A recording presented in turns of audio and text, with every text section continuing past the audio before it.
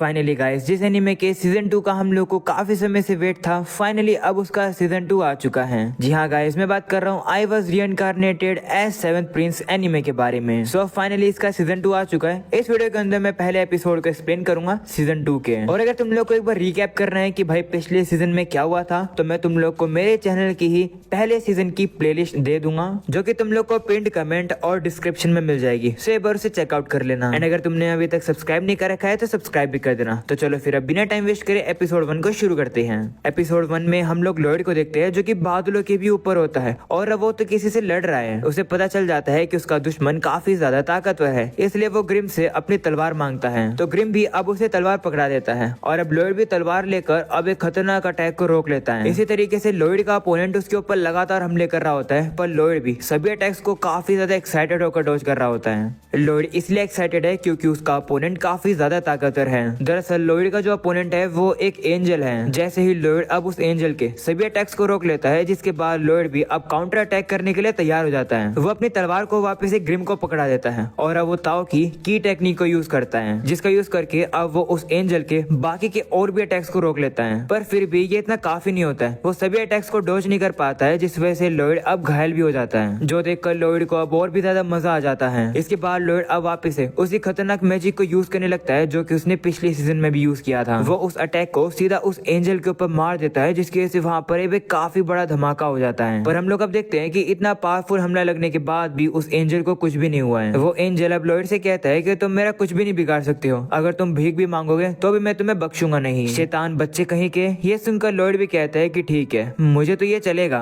हम लोग को पता चलता है कि ये तो बस एक फ्यूचर की लड़ाई का एक छोटा सा पार्ट था। हम लोग को अब दिखाया जाएगा कि आखिर लॉयड आखिरकार आसमान में पहुंचा कैसे। शुरुआत में हम लोग रैन को देखते हैं, जो कि लॉयड की मेड बन चुकी है। वो काफी ज्यादा नर्वस होती है, पर फिर भी वो लॉयड के रूम के अंदर जाती है और उसे कहती है कि ब्रेकफास्ट का समय हो गया। पर अब वो देखती है कि लॉयड तो वहाँ पर होता ही नहीं है, वहाँ पर सिर्फ ग्रिम और शीरो ही थे। वो लॉयड को ढूंढ रही होती है, इतने में ही लॉयड दीवार में से निकलता है और उसे गुड मॉर्निंग कहता है। ये सुनकर रैन अचानक से घबरा जाती है। वहीं पर लॉयड अब कहता है कि ये देखो, मैं अब काफी अच्छे से अपनी प्रेजेंस को हाइड कर पा रहा हूँ। तुमने जो मानव ब्लॉक मुझे सिखाया था, ये सही में काफी कमाल का है। जिस पर रैन कहती है कि मुझे इसे सीखने में काफी साल लग गए थे, पर तुम तो इसे काफी जल्दी सीख गए। वो शर्मा कर अब कहती है कि लॉयड तुम तो काफी कमाल के हो। पर तभी उसे रियलाइज होता है कि वो तो लॉयड की अब मेड बन चुकी है, इसलिए उसे लॉयड को अच्छे से रिस्पेक्ट से बुलाना होगा। वो अब उसे कहती है कि मास्टर आप काफी कमाल के हो। जो देखकर लॉयड कहता है कि तुम इतना हिचकिचा क्यों रही हो, क्या तुम्हें यहाँ पर अभी तक काम करने की आदत नहीं हुई है? तुम्हें यहाँ पर आए हुए काफी समय हो चुका है। जिस पर अब वो कहती है कि इतने दिन काफी नहीं है, वैसे भी सिल्फा मुझे काफी कुछ सिखा रही है। वो काफी स्ट्रिक्ट भी है पर कूल भी है। एटिकेट्स वगैरह सीखने में काफी दिक्कत आ रही है, पर मैं अपना बेस्ट दूंगी और आपके लिए एक काफी परफेक्ट सर्वेंट बन के रहूंगी। ये सुनकर लॉयड कहता है कि तुम्हें मुझे मास्टर बुलाने की जरूरत नहीं है। ये सुनकर रैन खुश हो जाती है और अब वो लॉयड को सिर्फ लॉयड बुलाने ही वाली होती है। इतने में ही सिल्फा वहाँ जाती है और अब वो रैन से कहती है कि तुम्हें लॉयड को मास्टर ही बुलाना होगा। ये सुनकर वो काफी डर जाती है और कहती है कि माफ करना, आगे से मैं ध्यान रखूंगी। वही रैन को डांट खाता हुआ देख अब लॉयड कहता है कि रैन की तो काफी बुरी हालत हो रही है। जिस पर ग्रिम कहता है कि सिर्फ रैन ही नहीं बल्कि बाकी सभी लोग भी बिजी होंगे। जिस पर लॉयड भी कहता है हाँ। अगले सीन में लॉयड अब वापिस से उसी कैसल में आ जाता है, जहाँ पिछले सीजन में उसने गुइस आर्मी के साथ लड़ाई करके इस कैसल को तबाह कर दिया था। लॉयड के हमले की वजह से वहाँ पर अब एक काफी बड़ा गड्ढा हो गया था, पर गालिलिया ने उसे अपने वेब से ठीक कर दिया, जिस पर लॉयड अब उछल रहा होता है। हम लोग को अब ये भी पता चलता है कि गालिलिया जो है वो यहाँ का गवर्नर भी बन चुका है। गालिलिया कहता है कि मुझे लगा कि यहाँ का जो गवर्नर है वो प्रिंस लॉयड बनेंगे। तो लॉयड कहता है कि मेरे फादर ने ही मुझे मौका दिया था कि मैं किसी को भी गवर्नर बना सकता हूँ, तो मैंने तुम्हें गवर्नर बना दिया, क्योंकि इस जगह को ठीक भी तो करना था। अगर ये जगह ठीक नहीं होती तो मैं इसे अपनी रिसर्च के लिए यूज नहीं कर पाता। तभी बेबीलोन वहाँ आ जाता है और कहता है कि यहाँ पर डीमस ने काफी तबाही मचा दी है, इसे रिपेयर होने में काफी समय लगेगा। वहीं गालिलिया भी अब कहता है कि अगर ये जगह मेरी है तो मैं इसे फिर से कभी तबाह नहीं होने दूंगा। पर काश हमारे पास ऐसा कुछ होता जिससे कि हम लोग अपने आप को भी प्रोटेक्ट कर सके। तो ग्रिम कहता है कि अगर तुम लोग को एक डिमोनिक ओपिनियन चाहिए तो मैं तुम लोग को डिवाइन सोर्सरी रेकमेंड करता हूँ। ये सुनकर वो सभी डर जाते हैं और कहते हैं क्या तुम एक डीमन हो? जिस पर वो कहता है कि हाँ, तुम्हें क्या लगा था? एनीवेज मैं तुम्हें बताता हूँ कि डिवाइन सोर्सरी क्या होती है। ये एक ऐसे तरीके का मैजिक है जो कि सिर्फ चर्च के डिवोटीज ही उन्हें हाथ लगा सकते हैं। ये एक तरीके की भगवान की ताकत होती है जिसे तुम अपनी बॉडी में डालकर बुराई को भगाते हो। ये सुनकर बाकी लोग कहते हैं कि हमने गॉड को या फिर चर्च को कभी माना ही नहीं। तो ग्रिम कहता है कि चलो फिर चर्च को ज्वाइन करने का समय आ गया है। लॉयड तुम तैयार हो ना? ये सुनकर लॉयड थोड़ा सा घबरा जाता है। वो कहता है कि चर्च में किसी और दिन जाएंगे। लॉयड का ये चेहरा देखकर सभी कंफ्यूज हो जाते हैं और सोचते हैं कि आखिर ऐसा लॉयड ने किया क्या है जिसकी वजह से वो घबरा रहे हैं। तो लॉयड अब उन लोगों को बताता है, वो कहता है कि मेरी ये गलती की वजह से मुझे चर्च से निकाल दिया गया, पर ये आज से 2 साल पहले हुआ था। शायद वो लोग उस घटना के बारे में भूल गए होंगे, तो शायद से अब मैं जा सकता हूँ। जो सुनकर गालिलिया अब बेबीलोन से कहता है कि तुम भी इसके साथ जाओ। वहीं लॉयड कहता है कि अगर चर्च को ज्वाइन करने से मुझे डिवाइन सोर्सरी के बारे में जानने को मिलेगा तो मैं चर्च ज्वाइन करूंगा। अगले सीन में वो लोग चर्च में आ जाते हैं जहाँ पर उनके साथ रेन भी होती है। लॉयड अब उसे कहने लगता है कि तुम्हें आने की जरूरत नहीं थी, जिस पर वो कहती है कि सिल्फा बिजी है तो मुझे आना पड़ा, और वैसे भी मैं आपके साथ टाइम स्पेंड करना चाहती थी। ऐसा बोलकर वो काफी शर्मा कर शीरो को पकड़ लेती है। वहीं बेबीलोन अब लॉयड से कहता है कि हमारा प्लान ये है ना कि हम लोग को चर्च को सर्व करना है, जिससे कि हम लोग डिवाइन सोर्सरी के बारे में सीख सके। तो लॉयड कहते हैं हाँ, अगर तुम चर्च का काम करोगे, जैसे कि फंड्स इकट्ठे करना, साफ सफाई करना, स्क्रिप्चर्स को पढ़ना, प्रे करना, ऐसे वैसे काम अगर तुम काफी समय तक करते रहोगे तो जो एंजल होते हैं वो तुम्हें डिवाइन सोर्सरी दे देते हैं ब्लेसिंग के तौर पर। जो सुनकर बेबीलोन कहता है कि ये तो काफी ज्यादा काम करना पड़ेगा हमें। इसके बाद अब वो लोग चर्च में आ जाते हैं जहाँ पर लॉर्ड फादर को आकर गुड आफ्टरनून कहता है। वहीं फादर भी उसे काफी प्यार से मिलने लगते हैं, पर तभी उसे याद आ जाता है कि ये तो लॉयड है। फादर अब डर जाते हैं और कहते हैं कि आखिर तुम यहाँ क्या कर रहे हो? आज से 2 साल पहले तुमने इस चर्च के अंदर हेल निकाल दिया था, वो मैं कभी नहीं भूलूंगा। यहाँ से चले जाओ। ये सुनकर बेबीलोन भी सोचने लगता है कि आखिर लॉयड ने 2 साल पहले ऐसा किया क्या था।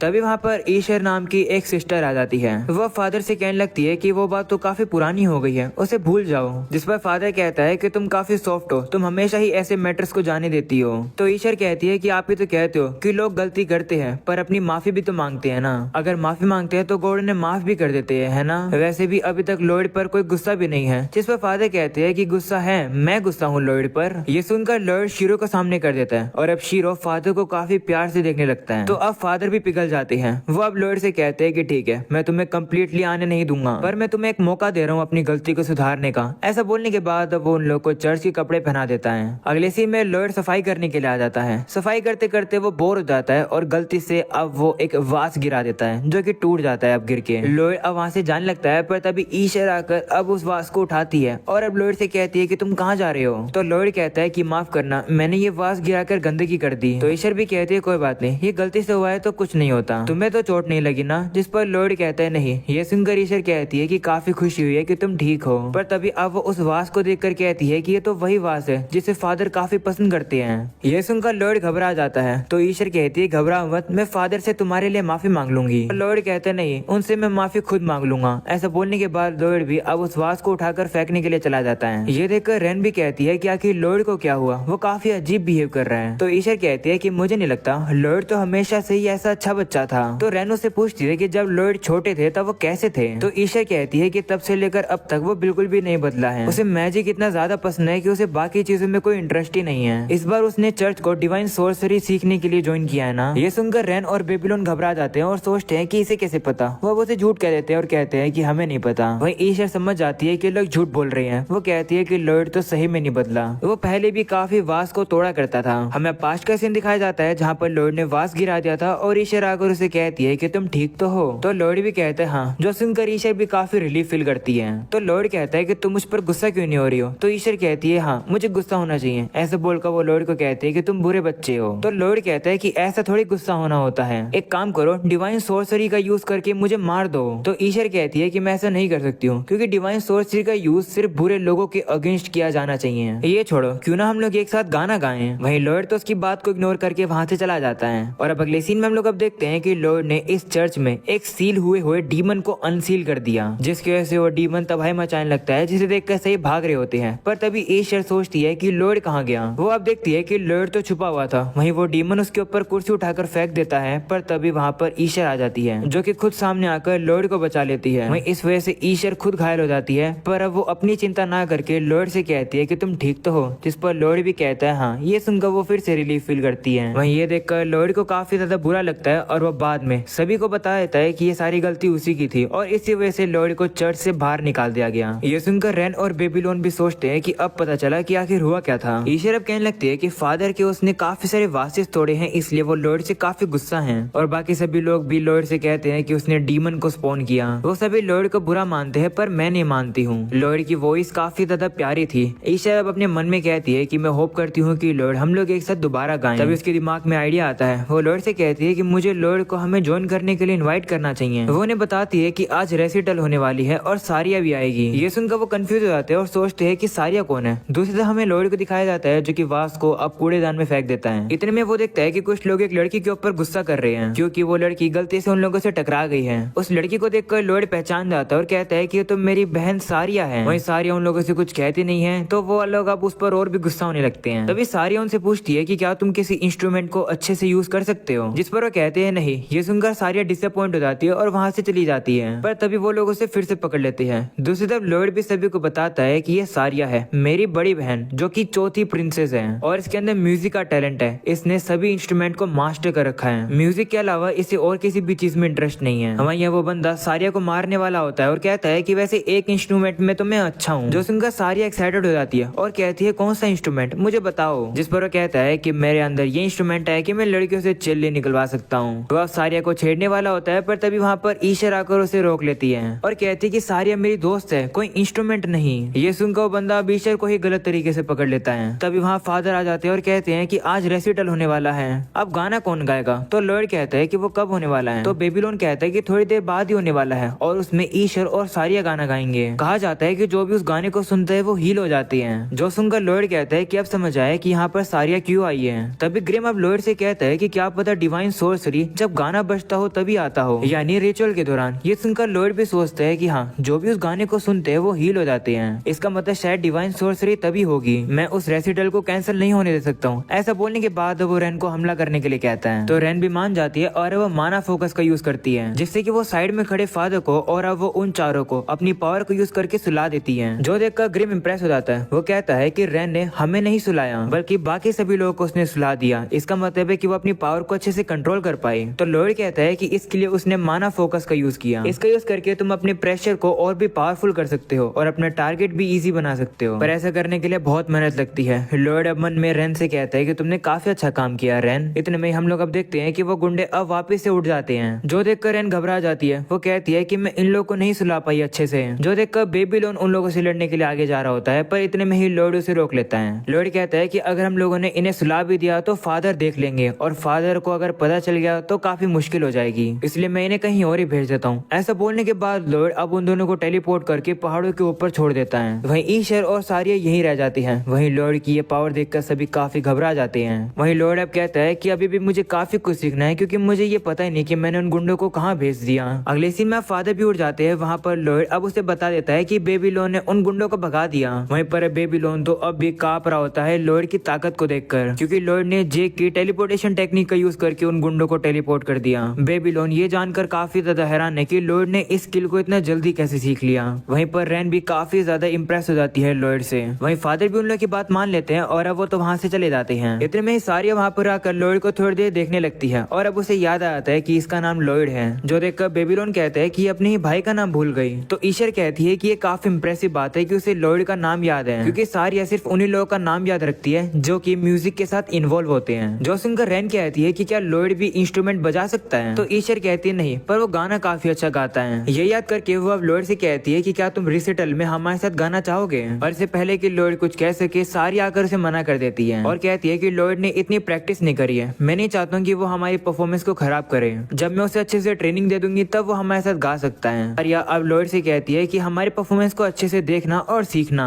ऐसा बोलकर वो चले जाते हैं। वहीं सारिया कहती है कि हम लोग क्या करें, क्या जाकर हम लोग चर्च को एक्सप्लोर करें। तो लॉयड कहते नहीं, मुझे रेसिटल को ऑब्जर्व करना होगा। वहीं पर ग्रिम भी अब उन लोगों को बताता है कि हाँ, जो डिवाइन सोर्सरी है शायद वो रिचुअल के दौरान ही होगी, ना कि माना सिग्नेचर से। वहीं लॉयड अब हम लोग को बताने लगता है कि तुम लोग काफी सारे वैरायटी के फिनोमिना क्रिएट कर सकते हो तब जब तुम माना सिग्नेचर का यूज कर रहे हो। पर जिनके पास माना होता है वो लोग डांस या फिर गाना गाकर भी मैजिक यूज कर पाते हैं। तभी अचानक से बेबीलोन और लॉयड को कुछ अजीब फील होता है, पर वो इस बात को इग्नोर कर देते हैं। अगले सीन में अब रिसिटल शुरू हो जाता है, जहाँ सारिया पियानो बजाने लगती है और अब ईशर गाना गाने लगती है। हम अब देखते हैं कि ईशर की आवाज और सारिया के पियानो बजाने का ये जो कॉम्बिनेशन होता है ये बहुत ही ज्यादा प्यारा होता है। सभी लोग ये म्यूजिक सुनकर हैरान हो जाते हैं। वही लॉयड कहता है कि तो ये है वो मैजिक जो कि लोगों को हील कर देता है। ये तो सही में काफी कमाल का है। वहीं बाकी सभी लोग अब हील हो रहे होते हैं। जो देखकर ग्रिम भी अब कहने लगता है कि ये देखो, ये तो सही में डिवाइन सोर्सरी ही है। जो देखकर लॉयड अब माना के एक फ्रेगमेंट को अपनी तलवार से काट देता है और वो उसकी तलवार पर ही लग जाता है। जो देखकर लॉयड कहते हैं कि आखिर कैसे तरीके का माना सिग्नेचर है। देखकर लगता है कि ये कोई जियोमेट्रिक शेप है। आज से पहले मैंने ऐसा कुछ भी नहीं देखा। और बात करी जाए अगर इसके इफेक्ट की, तो ये इफेक्ट एक हेल्थ क्लास स्पेल का है, यानी ऐसी बारिश हो रही है जिसके 10 मीटर की रेंज में सभी लोग हील हो रहे हैं। वहीं ग्रिम कहने लगता है कि ईशर का जो माना है वो थोड़ा सा कम है। जोसिन को लॉर्ड भी कहता है कि कोई बात नहीं, जैसा हमने सोचा था बिल्कुल वैसा ही है कि ईशर डिवाइन सोर्सरी यूज कर सकती है। इसका मतलब है कि गॉड के मैसेंजर उसकी रिस्पेक्ट करते हैं। ये एक ऐसे अननोन टाइप का माना सिग्नेचर है जो कि कोई लैंग्वेज में नहीं है, तो इसे पढ़ा नहीं जा सकता है। ये तो सही में काफी इंटरेस्टिंग है। जोसिन का ग्रिम कहता है कि क्या तुम इसको सीखना नहीं चाहोगे फिर? तो लॉर्ड कहता है कि वो तो बाद में देखेंगे, पर अभी के लिए मैं एक काफी पावरफुल चीज को सेंस कर रहा हूँ कि वो इधर ही देख रही है। जब से रेसिडल शुरू हुई है तब से उस बंदे की नजर और भी ताकतवर हो गई है। तो ग्रिम भी अब सेंस करता है और कहता है कि हाँ ये तो काफी खतरनाक प्रेशर है, आखिर ये किसका है और आखिर ये कहाँ से आ रही है? तो लॉर्ड कहता है कि ऊपर से। जोसिन का ग्रिम कहता है कि क्या इसका मतलब कोई हमें सीलिंग से देख रहा है? तो लॉर्ड कहता है नहीं, कोई हमें उससे भी ऊपर से देख रहा है, शायद से हमें कोई भगवान का सर्वेंट देख रहा है। लॉर्ड अब ऊपर जाने के लिए तैयार हो जाता है। जाने से पहले वो रेन और बेबीलोन से कहता है कि मैं काफी जल्द आऊंगा। ऐसा बोलकर लॉर्ड अब टेलीपोर्ट करके काफी ऊपर पहुंच जाता है। वो लोग अब इतनी ऊपर आ जाते हैं कि वहाँ पर कुछ भी नहीं होता है और सिर्फ बादल ही बादल होते हैं, जो देखकर ग्रिम अब लॉर्ड से कहते हैं कि कहीं हम लोग मर तो नहीं गए? तो लॉर्ड कहते हैं नहीं, पिछली बार जब मैं मरा था तब तो मुझे ऐसा कुछ भी फील नहीं हो रहा था। वो लोग अब आगे जाते हैं और अब उन लोगों को वहाँ पर एक स्ट्रक्चर सा दिखाई देता है जिसके ऊपर एक एंजल बैठा हुआ था। उसे देखकर लॉर्ड कहता है कि जो भी हम लोग को देख रहा था वो यही है।